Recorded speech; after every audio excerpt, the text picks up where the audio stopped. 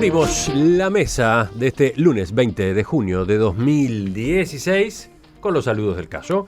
Para voces que ya escucharon, creo que ya hablaron todos en definitiva. Gabriel Mazarovich, buen día. Muy buenos días. Leonardo Costa, buen ¿cómo día, te va? ¿qué tal? Gonzalo Baroni. Buen día a todos. Y Ovenir Sartú. Muy buen día. ¿Qué pasó? ¿Te pasaron un mensaje de último momento? Algo así. Un dato fidedigno sobre el comienzo del invierno. Fuentes bien informadas. Vamos al terreno político de Uruguay. El proyecto de ley de rendición de cuentas que ingresó el jueves a la Cámara de Diputados está recibiendo cuestionamientos desde varios frentes, pese a que el Poder Ejecutivo y el oficialismo acordaron 2 semanas atrás darle un trámite rápido a esta discusión. Por ejemplo, distintos sectores del propio Frente Amplio se han pronunciado en contra de la postergación para 2018 de unos 1.500 millones de pesos en incrementos del gasto para la ANEP, la Universidad de la República, la Universidad Tecnológica y el INAU.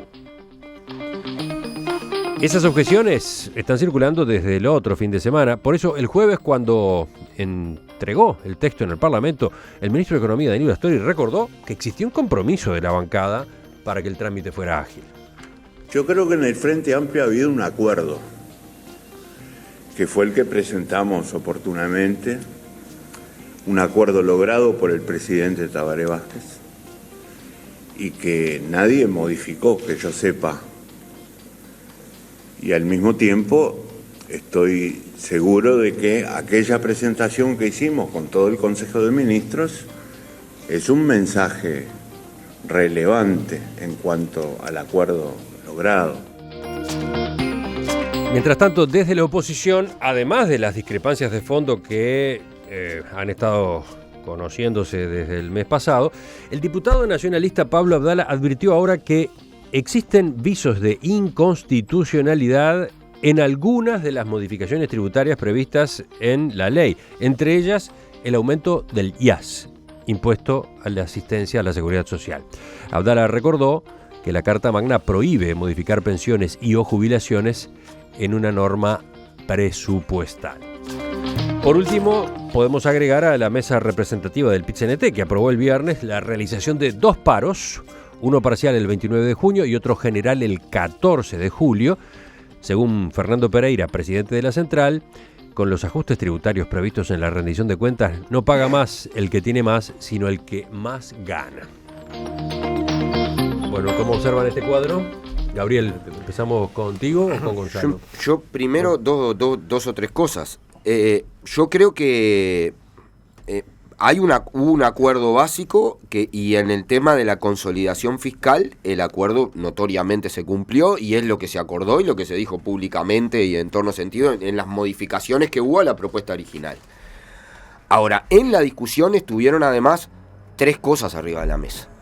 Una, el diferir los gastos y el problema de diferir los gastos así como estaba planteado y en particular en todas las conversaciones el tema de no diferir los gastos en educación, en salud y en vivienda, y que eso no se debía hacer, por 2 razones. Primero, porque son necesarias y porque hay que hacerlas, y segundo, porque se le agregaba un efecto regresivo más a la situación al retirar esos capitales ya previstos, que no es que se aumente el gasto ni nada que se le parezca, sino ejecutar lo que ya estaba previsto, y se había planteado que eso era así.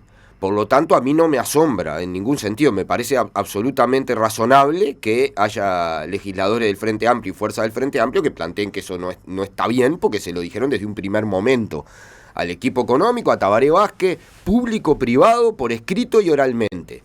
Entonces, me parece que eso es así. Creo que como primera intervención va eso. Después hay algunas cosas interesantes de la rendición de cuentas para comentar, algunas las comentábamos con Leonardo fuera del aire, que tiene que ver con el topeo de sueldos en la función pública y algunas cosas más, pero como primer dato ese. Sí, ¿no? La consulta era para ver cómo observan ustedes el trámite que va a tener el proyecto. Y va a ser complicado, porque además la síntesis política no es solo el Frente Amplio. El PIT-CNT no es a pesar de lo que se dice, no es una filial del Frente Amplio, ni tiene la lógica del partido político, y está muy bien que defienda los intereses como lo está defendiendo. No, pero a mí me llama la atención además, por ejemplo, estas advertencias que hace el diputado Pablo Abdala, que la modificación del IAS, que está prevista, y que es uno de los pilares, ¿no?, de la mayor recaudación, pueda ser inconstitucional, no sé si figuraba en lo que se podía prever, ¿no?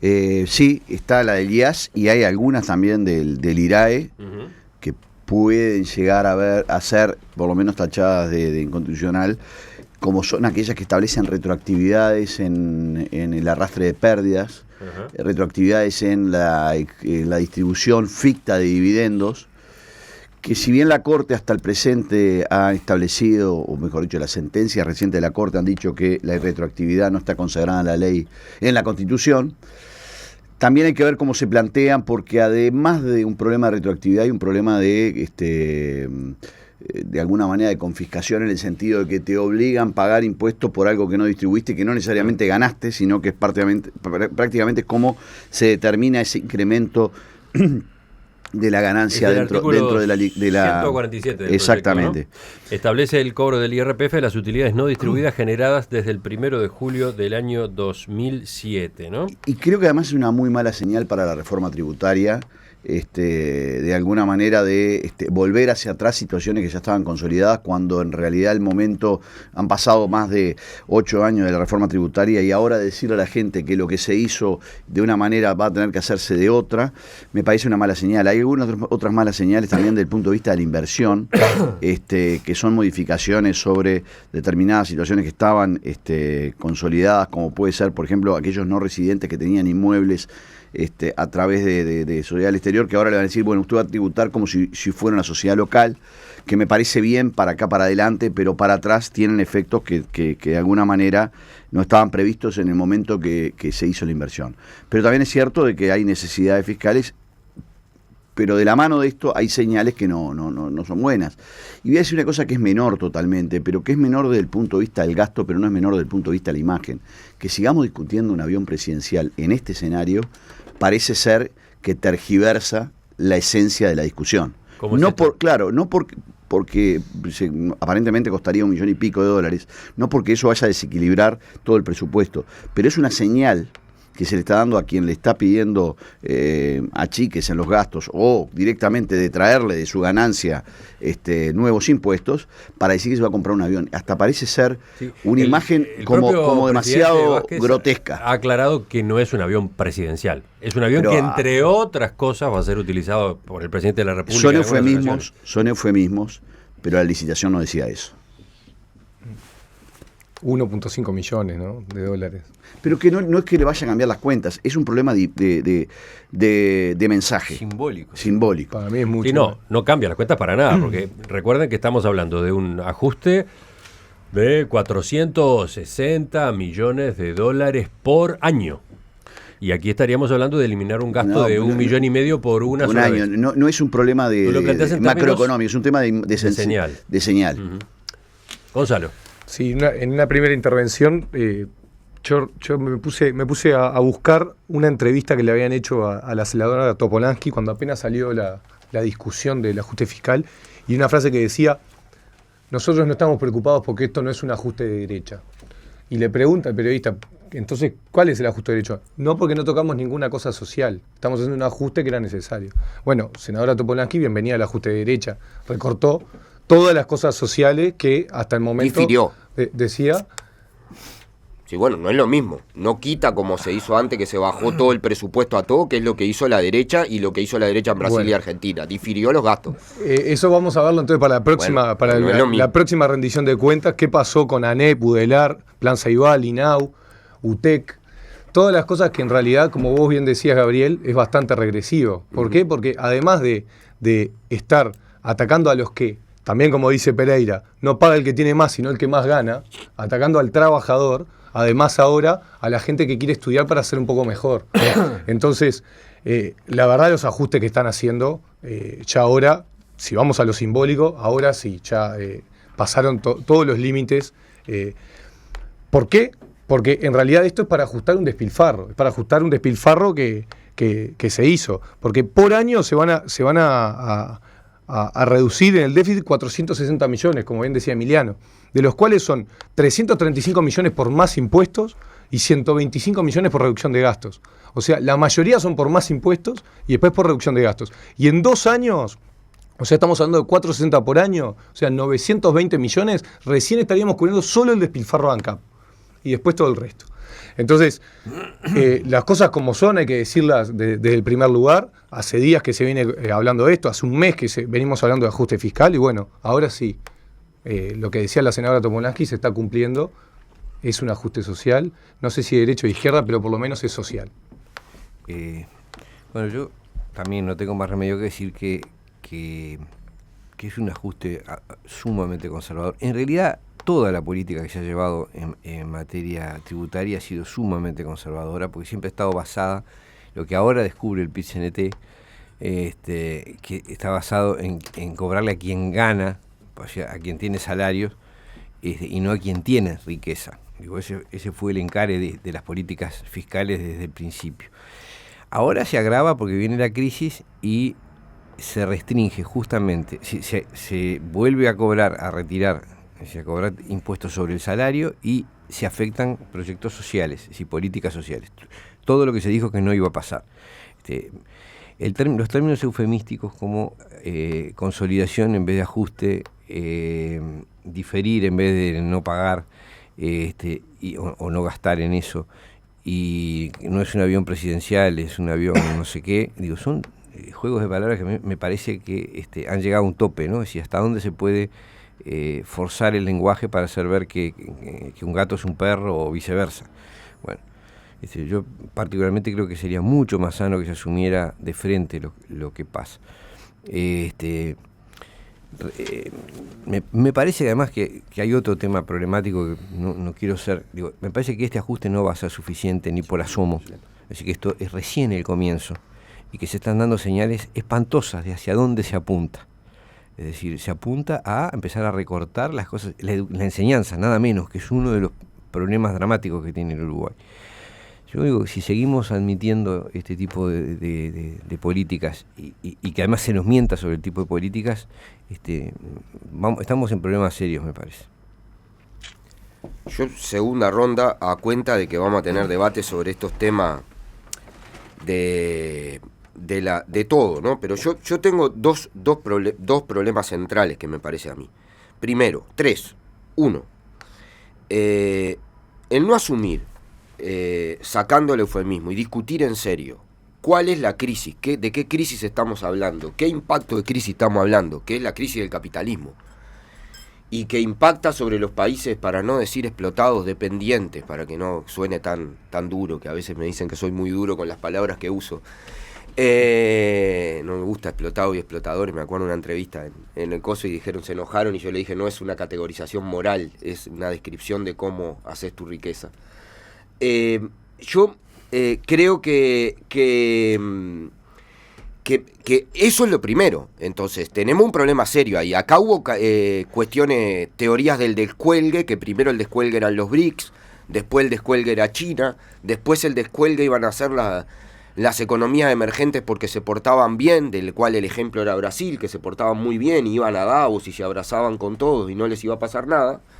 Y lo que pasó es que, bueno, querer parar la crisis del capitalismo es como querer parar el dengue atajando mosquitos con un calderín en la frontera, no se puede. Entonces, ese es un primer elemento que hay que discutir. Segundo, acuerdo que las señales no tienen que ser hacia atrás. Además me parece contradictorio hablar de despilfarro y después decir que se recorta el gasto y reclamar más gasto.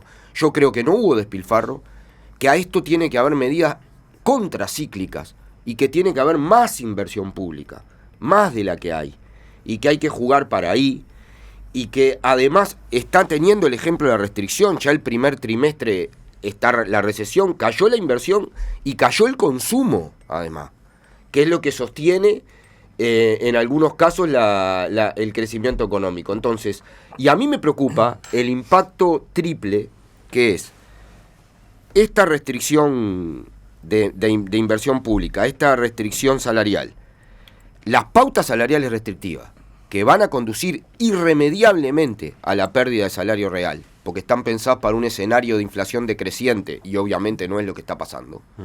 Y si no se cambian, y además va a generar una redistribución negativa del ingreso, más allá de las cuestiones que tengan, y si aumentamos el aumento de las tarifas públicas, el impacto sobre la gente, sobre el salario y todo, es muy grande. Por eso es la respuesta del PIT-CNT, que no es solo lo demás. Y la demanda de más impuestos al capital tiene que ver con eso. Termino con dos cosas. De todos modos, ese punto, por ejemplo, se discutió ya, ¿no? En las reuniones entre el propio Frente Amplio y el gobierno. Sí. ¿Qué tipo de impuestos poner y cuáles no?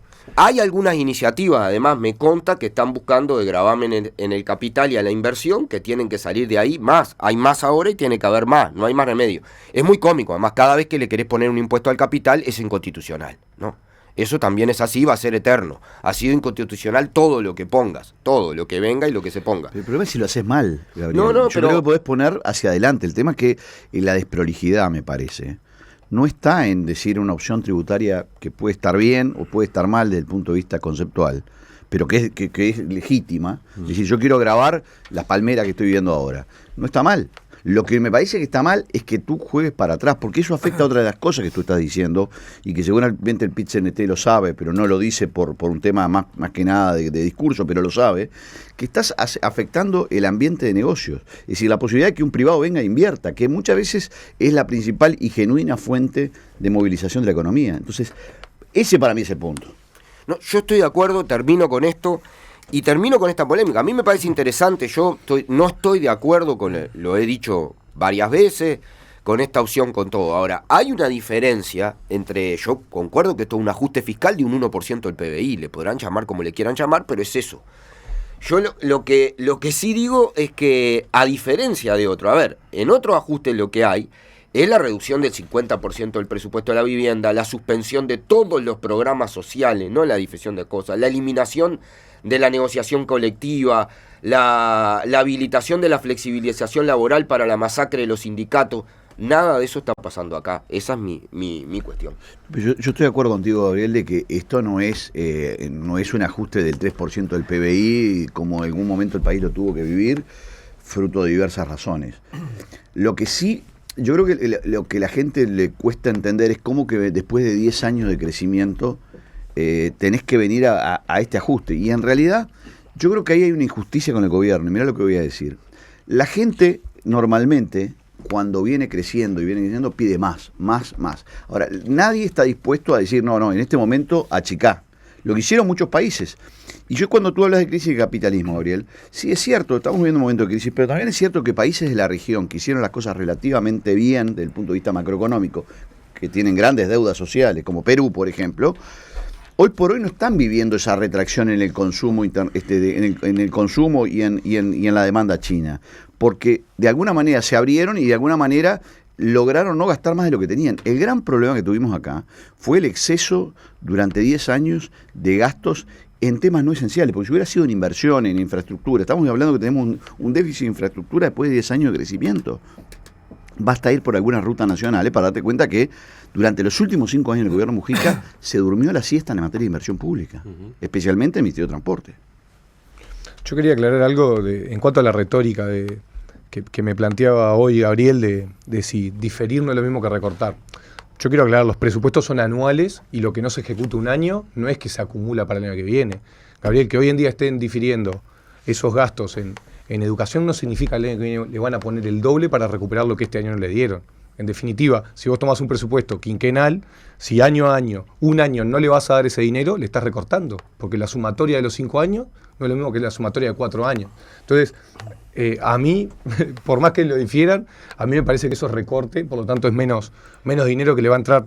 Y una cosa más que agrego, que ahora me escribían, el cierre de las aulas comunitarias, también, que también es educación en los sectores más con más carencias. Entonces, eso ya es complicado. Y 2 cosas más en esta segunda intervención. El desacuerdo de la fuerza. El comentario que hacía Astori con una voz bastante derrotera al principio que pasaban, ¿Una voz qué? Bastante derrotera. Es una voz de derrota. Sí, de derrota. De derrota. No, de derrota, claro. Bueno, derrotero también. No es derrotera, está marcando un rumbo. Tienes razón, no es derrotista. Es derrotista y derrotera. Yo creo que las dos cosas. Pero bueno, yo creo que lo de Astori ahí lo que está marcando es, bueno, esto lo hablamos y no lo están cumpliendo. Bueno, eso es un tema también de discrepancia de la interna de la fuerza que muestra claramente las dos grandes visiones que hay en cuanto a la economía, que eso es una preocupación porque con mayorías se pueden bloquear algunas cosas. La mesa política, que en algún momento fue una aduana institucional para llevar algunas reformas, pueden seguirla atrancando.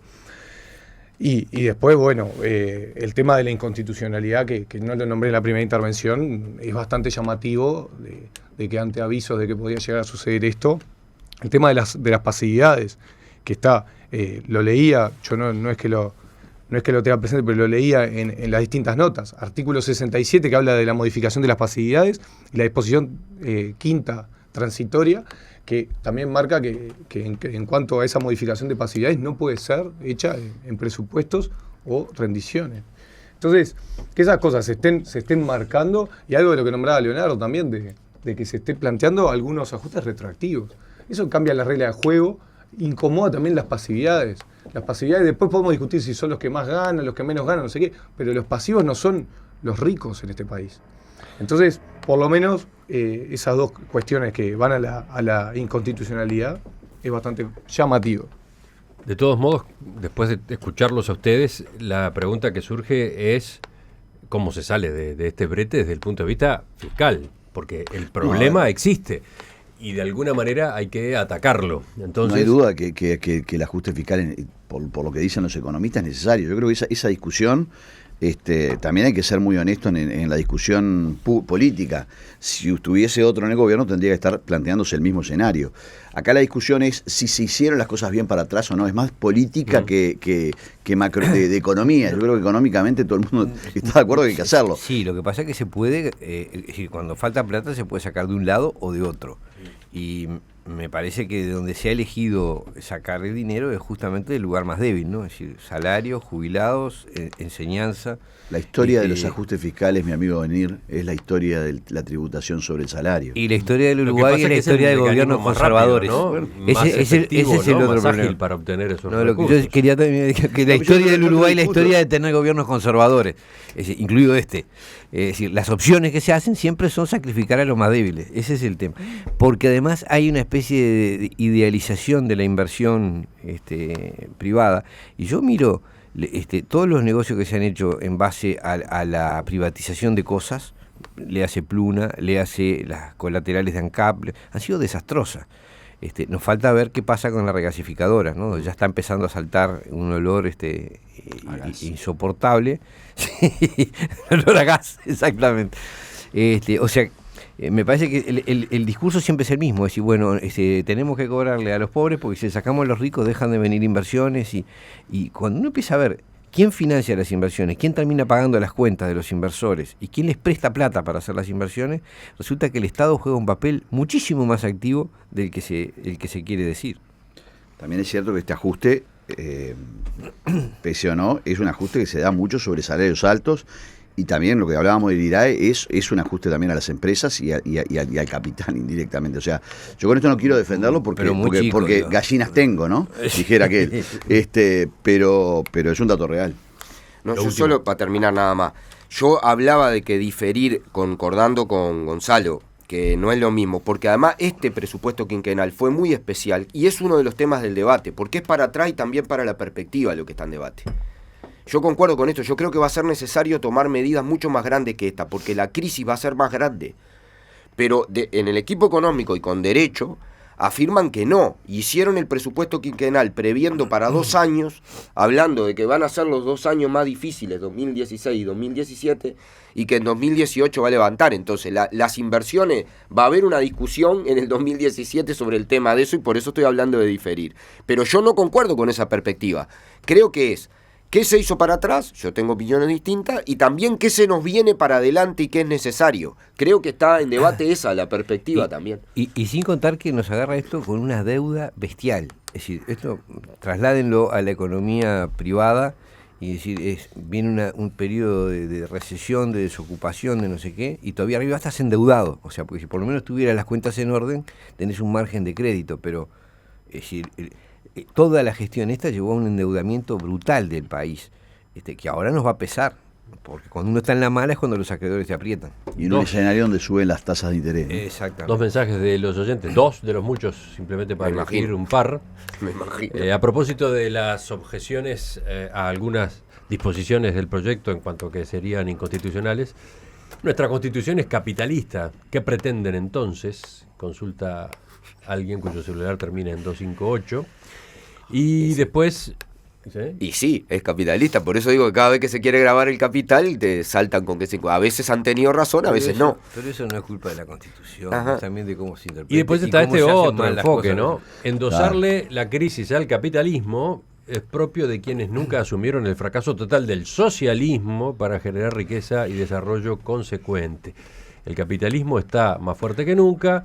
Fracasan nuestros gobernantes por su incapacidad e irresponsabilidad en el manejo de la economía, dice Gonzalo. Yo asumo la crisis del socialismo ahora, que un sistema en el cual el 1% de la humanidad concentra más riqueza que el otro 60% y mueren 20.000 niños por día de hambre o causas curables está más fuerte que nunca, me encantaría discutirlo. Gonzalo, ¿ibas a decir algo sobre esto? No, primero que no era yo ese Gonzalo. Claro. Pero lo segundo, yo creo que entramos en la discusión histórica de capitalismo, si está en la crisis o no. Yo no creo que estamos ante la crisis del capitalismo ni el fin del capitalismo. Entonces, es una discusión que va para largo y que capaz algún día tendremos que dar como tema en abstracto, fin del capitalismo.